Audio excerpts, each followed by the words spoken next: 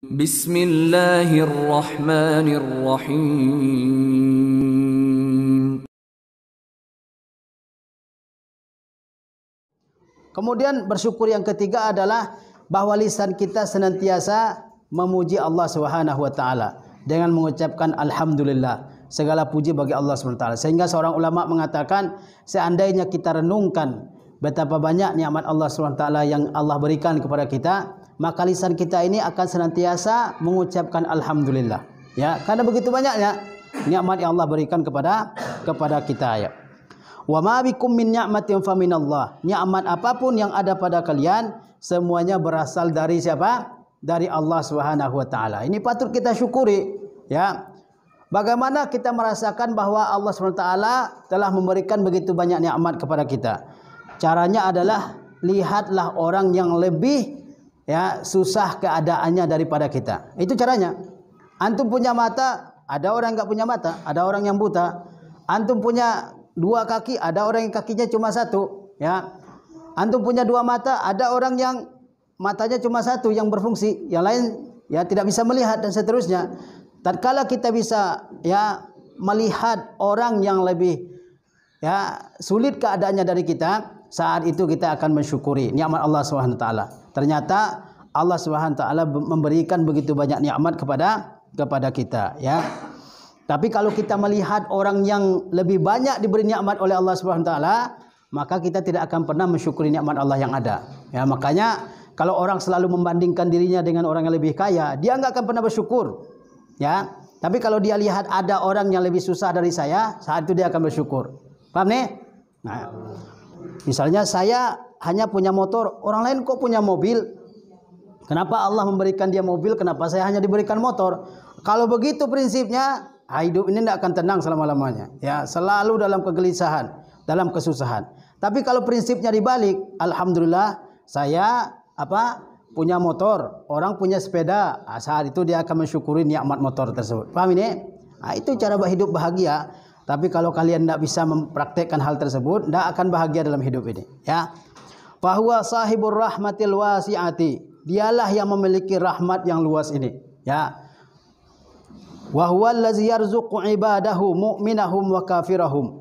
Dan dialah yang memberikan rezeki kepada hambanya, baik yang mukmin maupun yang kafir. Siapa yang memberikan rezeki?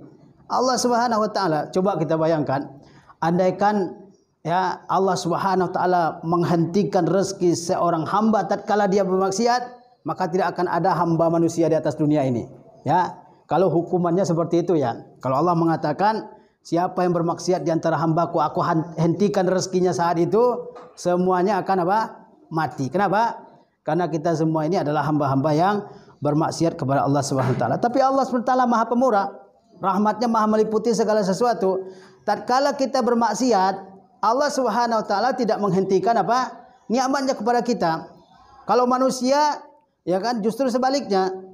Ada orang yang senantiasa memberi kita uang misalnya, lalu kita melakukan suatu kesalahan, pasti dia akan menghentikan pemberiannya itu. Kan begitu kalau manusia kan? Tapi Allah tidak demikian. Ada hambanya yang melakukan maksiat, melakukan dosa, berbuat kekufuran, berbuat kesyirikan, tapi Allah Subhanahu wa taala tidak menghentikan rezekinya untuk mereka. Baik yang mukmin maupun yang kafir, Allah Subhanahu wa taala beri rezeki ya. Wala yaqta'u anhum rizqahu bizunubihim. Allah tidak putus rezekinya dari mereka karena dosa mereka. Coba lihat betapa pemurahnya Allah Subhanahu wa taala. Allah tidak putuskan rezeki seorang hamba meskipun mereka berdosa kepada Allah Subhanahu wa taala. Ya. Kita betapa banyak dosa yang kita lakukan, tapi rezeki kita tetap diberikan oleh Allah Subhanahu wa taala. Bal yashmalahum bi rahmatihi. Akan tetapi Allah meliputi mereka dengan rahmatnya. Ya. Wa yatubu alaihim. Allah ampuni mereka, ya kan? Meskipun dosa mereka banyak sampai ke atap langit misalnya dosa manusia, tapi kalau dia bertobat kepada Allah, Allah ampuni dosa tersebut. Paham nih? Jangan pernah berputus asa dari rahmat Allah Subhanahu wa taala. Meskipun dosa sangat banyak, ya. Lihatlah dalam hadis Rasulullah SAW ya. Inna fi man kana qablakum rajulan qatala tis'atan wa tis'ina nafsan. Ada kata Rasulullah zaman dulu orang yang membunuh 99 orang. Penjahat besar dia, ya. Dia membunuh berapa? 99 orang. Kemudian dia ingin bertaubat kepada Allah Subhanahu wa taala. Lalu ditanya seorang rahib. Apa kata pembunuh tersebut? Wahai rahib, apakah masih ada peluang untuk bertobat bagiku? Kata rahib itu ahli ibadah tapi kurang ilmu. Kata rahib tersebut, ya tidak ada lagi peluang bertobat untukmu. Kamu sudah membunuh sebanyak itu, ya kan? Dibunuhlah si rahib tersebut. Ya, sehingga pembunuh tersebut membunuh 100 orang. Luar biasa kejahatannya. Membunuh berapa? 100 orang.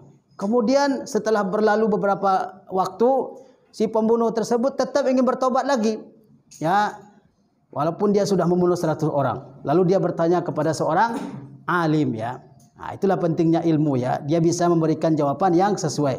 Apa kata pembunuh tersebut? Wahai alim, saya sudah membunuh 100 orang. Ya, masih ada enggak peluang untuk bertobat bagi saya? Allah masih mengampuni dosa saya enggak?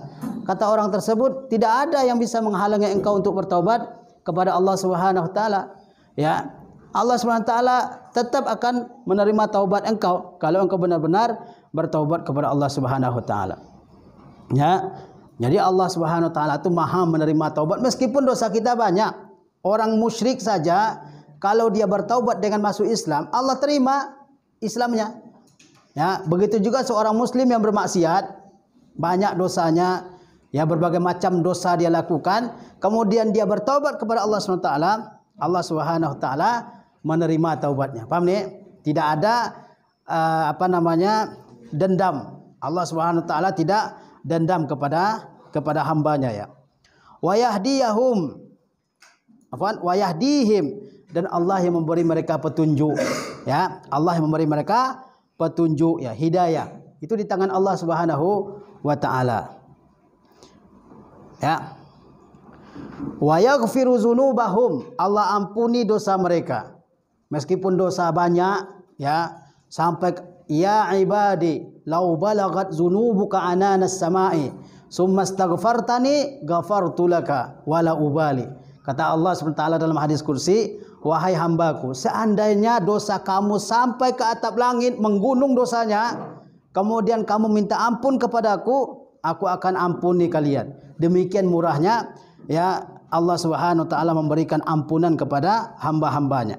Tapi banyak manusia yang sampai akhir hidupnya tidak mau bertaubat, ya, tidak mau bertaubat, tetap dalam dosanya. Dia bawa dosa-dosa itu mati. Ini berbahaya, ya. Sampai mati dibawa dosa-dosa tersebut, ya. Mestinya apa? Mestinya semakin tua umur kita, semakin dekat dengan Allah Subhanahu wa taala. Wa yasturu uyubahum, Allah tutupi aib-aib kita. Ini perhatikan ini, ya. Di antara nikmat Allah yang Allah berikan kepada kita adalah Allah tutupi aib kita. Tidak ada orang yang melihat aib-aib kita, dosa-dosa kita. Ini luar biasa. Andaikan dosa itu punya bau, ya kan? Mungkin nggak ada orang yang mau mendekat dengan kita karena bau semua, ya, bau dosa, ya kan? Tapi dosa itu nggak ada baunya, sehingga walaupun kita punya dosa, orang tetap mau mendekat kepada kita. Coba antum bayangkan, seandainya dosa itu ada baunya, ya, ketika kita berdosa berubah bau badan kita, orang akan tahu, ini lagi setelah orang ini melakukan dosa tertentu misalnya, ya. Tapi Allah SWT Maha Pemurah. Ketika seorang hamba melakukan dosa, Allah enggak biarkan orang lain melihat hamba tersebut melakukan dosa. Ini luar biasa. Oleh sebab itu ulama mengatakan, tatkala seseorang melakukan dosa, tidak ada orang yang lihat, maka tidak pantas bagi hamba tersebut menceritakan dosanya ke orang lain. Paham ini? Misalnya orang berdosa, enggak ada yang melihat, hanya Allah dan dirinya yang mengetahui dosa tersebut. Maka jangan sampai apa? Jangan sampai dosa tersebut diceritakannya ke orang lain. Oh, saya pernah begini, saya pernah begini. Padahal Allah SWT sudah menutupi aib-aibnya, ya kan? Nah, ini jangan sampai. Ya, ketika Allah tutupi aib kita, itu adalah, ya, karunia Allah SWT yang luar biasa. Jangan diceritakan ke orang lain.